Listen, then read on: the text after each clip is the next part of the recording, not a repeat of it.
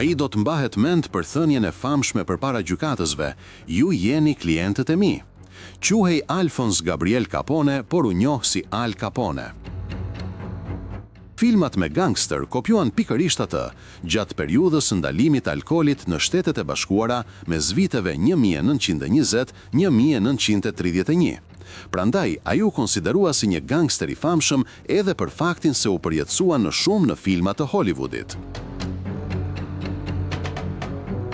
U lind në Brooklyn, New York, nga prindër emigrant italian që kishin bërritur nga rrethinat e Napolit. U përfshi në veprime kriminale që në moshë të re. U përjashtua nga shkolla kur ishte 14 vjeç. Arsyeja e ndëshkimit ishte rrahja e mësuesit në klasë. Në moshën 16 vjeçare, kishte mbi shpinë akuzat të tilla si rrahje, grabitje dhe vjedhje.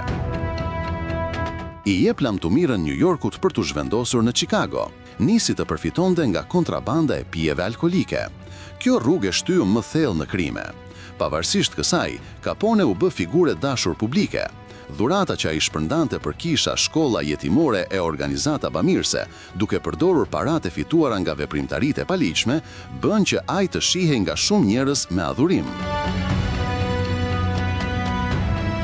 Por emri i mirë u cënua në vitin 1929 me masakrën e ditës së Shën Valentinit, kur 7 antarët të një bande rivale u ekzekutuan. Dyshimet ranë mbi Caponen, edhe pse ai dënoi publikisht vrasjet. Megjithatë, nuk ishin vrasjet që e çuan atë në burg, por refuzimi për të paguar taksat. Al Capone ishte shprehur se meqense parati kishte fituar në rrugë të paligjshme, atij nuk i takonte të paguante taksa që ishin për të adhurat e ligjshme. Por gjykatësi kishte tjetër mendim.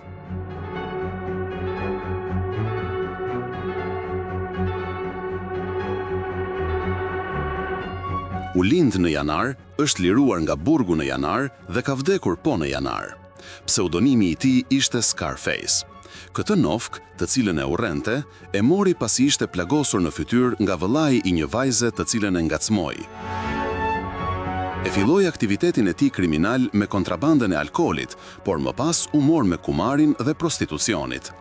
Në vitin 1918, Capone njohu një vajzë të quajtur Mary. Në 4 dhjetor të 1918, lindi djali i tyre, Albert Sonny Francis. Capone dhe Mary u martuan më 30 dhjetor të këtij viti. Al Capone fitonte në javë $100.000.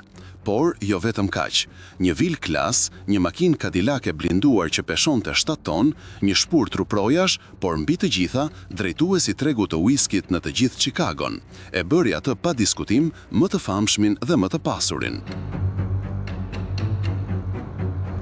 Sipas të dhënave të policisë dhe prokurorisë amerikane, gangsteri më i njohur i viteve 20 të shekullit 20 kishte nën kontrollin e tij monopolin e tregtisë së birrës dhe të whiskit. Është arrestuar 2 herë dhe në dosjen e tij penale ka një seri akuzash: kontraband pijesh, mospagim taksash, vrasje dhe pagesa për vrasje.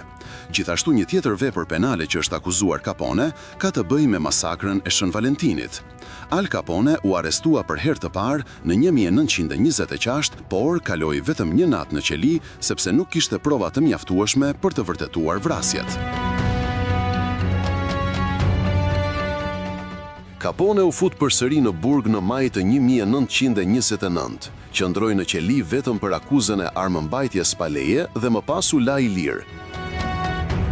Në 1930, në kulmin e fuqisë së tij, Capone u shtua në listën e 28 kriminalëve më të këqij të Chicagos dhe u quajt armiku publik numër 1 i qytetit, ndërkohë që FBI-a e shënoi në listën e saj mes 25 emrave më të inkriminuar në SBA. Al Capone u riarrestuar më 3 maj 1932 dhe u dërgua në Atlanta, në një burg federal për të kryer aty 10 vite të dënimit. Qeveria e identifikon Caponen për mos pagim të taksave të ardhurave. Ai asnjëherë nuk i pagoi ato, duke u akuzuar më pas për evazion fiskal. Qeveria e akuzoi se i detyrohej $215.000. Padia e tretë e akuzon Caponen për dhunimin e ligjeve në bashkëpunim. Megjithatë, ai kishte besim se do të favorizohej në dënimin që do të jepej për të.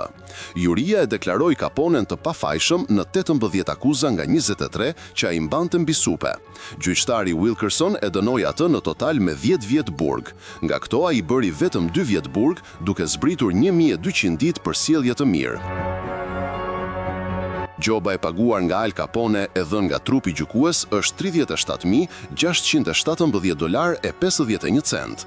Edhe në burg, Capone mori kontrollin duke përfituar privilegje speciale nga autoritete. U vendos në një qeli të veçantë, të shtruar me qilim dhe të mobiluar mirë, ku nuk mungonte as makina e shkrimi, si dhe enciklopedia britanike, pas së cilës ishte i fiksuar. U lirua më 6 janar të vitit 1939, pas lirimit kaloi një kohë të shkurtër në spital e më pas u kthye në shtëpinë e tij në Palm Island, ku kaloi i qetë pjesën tjetër të jetës.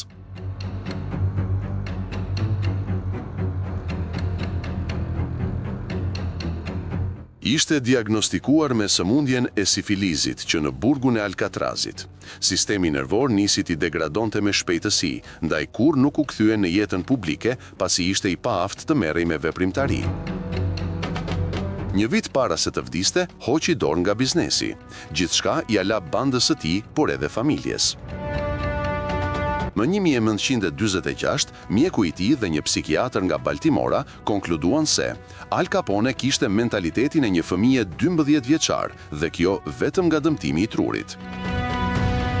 Më 25 janar të vitit 1947, Capone ndroi jetë nga një infarkt. Ishte vetëm 48 vjeç.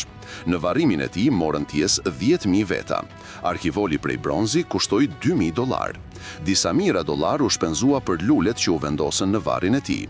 Për në banesën e fundit ishte i veshur me një kostum ngjyrë blu, tipik të gangsterëve, një këmishë të bardhë, gravatë të zezë, çorape të zeza dhe me një palë këpucë klasike të bardha.